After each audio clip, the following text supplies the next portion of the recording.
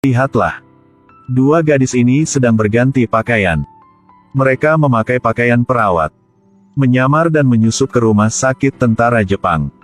Perbaiki pakaiannya sedikit lagi. Lalu menyembunyikan pistol di dalam pakaiannya. Setelah itu, kedua gadis ini tidak lupa menyembunyikan pisau di saku di atas kaki mereka.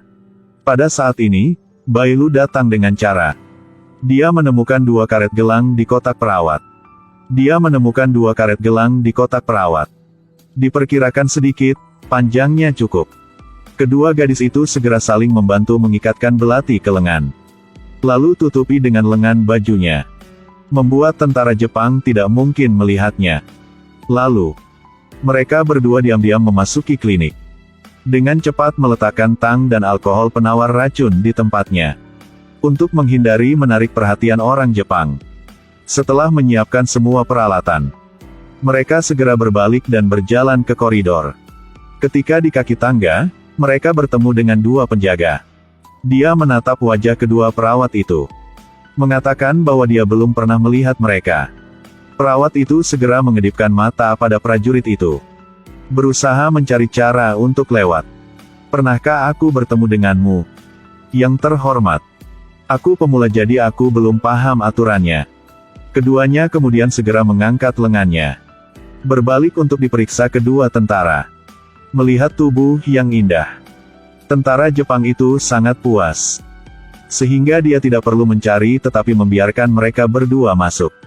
Setelah itu, dua perawat naik ke lantai 3. Ada banyak pejabat di rumah sakit. Jadi mereka harus dijaga ketat. Tapi dua gadis tentara komunis tidak ragu-ragu. Mereka segera berpisah untuk bertindak. Kapten pergi ke kamar rumah sakit. Ada seorang kolonel berbaring di atasnya. Dia mengatakan kepadanya bahwa sudah hampir waktunya disuntik. Sang kolonel dengan cepat menurunkan celananya. Gadis itu dengan cepat menyuntiknya dengan alkohol penawar racun. Kemudian mengeluarkan pisau dari lengan bajunya. Sang kolonel bahkan belum sempat berteriak minta tolong. Dia sudah pergi ke surga. Semua orang yang menonton di sini, ingatlah mengambil 3 detik yang mengklik suka untukku. Sehingga kami memiliki lebih banyak motivasi untuk membuat video berikutnya. Lalu, dia mengeluarkan pistol dari saku kolonel. Dan menyembunyikannya di bawah kain di loker. Setelah membersihkannya, dia pergi ke kamar sebelah. Tentara Jepang di koridor tidak menemukan sesuatu yang aneh. Meskipun Bailu mengambil nyawa pemimpin mereka. Tapi di kamar sebelah, ada seseorang dengan posisi lebih tinggi. Dia tertidur lelap, tidak memperhatikan perawat memasuki ruangan. Bahkan tidak ada kata terakhir yang bisa diucapkan. Tetapi harus pergi ke surga. Di sisi lain, rekannya juga bertindak dengan lancar. Petugas saat ini hanya asyik membaca. Tidak menyadari bahwa sang perawat ada yang aneh. Jadi dia mati tanpa waktu untuk bereaksi. Kedua gadis itu pergi dari kamar 301 ke kamar 308. Setiap kamar memiliki pejabat yang pergi ke surga. Si kapten merasa tidak cukup kalau hanya membunuh prajurit yang sakit.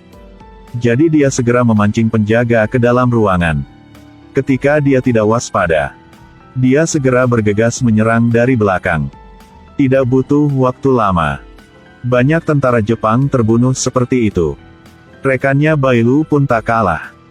Setelah dengan lembut mengirimkan para pemimpin Jepang ke surga, ia langsung meniru cara sang kapten. Dengan sengaja memanggil penjaga ke dalam ruangan. Musuh dengan cepat jatuh ke dalam perangkap. Ada apa? Aduh, sakit sekali. Berusaha sedikit lagi, ini hampir selesai. Setelah menghancurkan pasukan musuh yang tak terhitung jumlahnya, keduanya pergi ke kamar berikutnya. Tanpa diduga, pasien di ruangan ini adalah seorang yang licik. Dia dengan hati-hati menanyai perawat. Mengapa aku belum pernah melihatmu sebelumnya? Kamu sungguh seorang yang memiliki terlalu banyak pekerjaan akan sering lupa. Sehari sebelum kamu datang ke sini, aku yang menerimamu. Tapi saat ini, kamu berada dalam setengah mimpi, bukan? Tuan My Way, apakah aku mengatakannya dengan benar? Melihat perawat itu bisa menyebutkan namanya dengan benar. My Way segera melepaskan penjagaannya. Kemudian dengan patuh mengikuti permintaan perawat. Tetapi kemudian tiba-tiba menariknya. Lalu langsung memeluknya. Sang perawat langsung bereaksi. Dia menggunakan jarum untuk menghentikan tindakan nakalnya. Jangan terburu-buru. Apakah kamu ingin bercinta? Mari kita menyuntikkan dulu, nanti tidak akan lambat. Baik, baik. Kalau begitu, cepatlah suntik untukku. Setelah disuntikkan, dia mulai mempermainkannya. Bailu memanfaatkan ketika sang pria jatuh koma. Dia mengeluarkan pisau dari lengan bajunya dan menusuk beberapa kali. Langsung membiarkannya bercinta dengan hantu. Di sisi lain, Kapten juga dalam situasi yang sulit. Di ruangan ini ada pedang dan bendera. Sudah tiba waktunya untuk suntik. Sang pria ini menunjukkan ekspresi yang tidak puas. Dia terus-menerus memaki dan mengusirnya keluar. Jangan ganggu latihanku. Melihat bahwa dia tidak memperhatikannya, Kapten segera melemparkan nampan alatnya. Tapi dia menghindarinya mudah. Tapi secara tidak sengaja terkena pisau. Kemudian mereka berdua bertarung dengan sengit. Mereka berdua terus-menerus bertarung bolak-balik.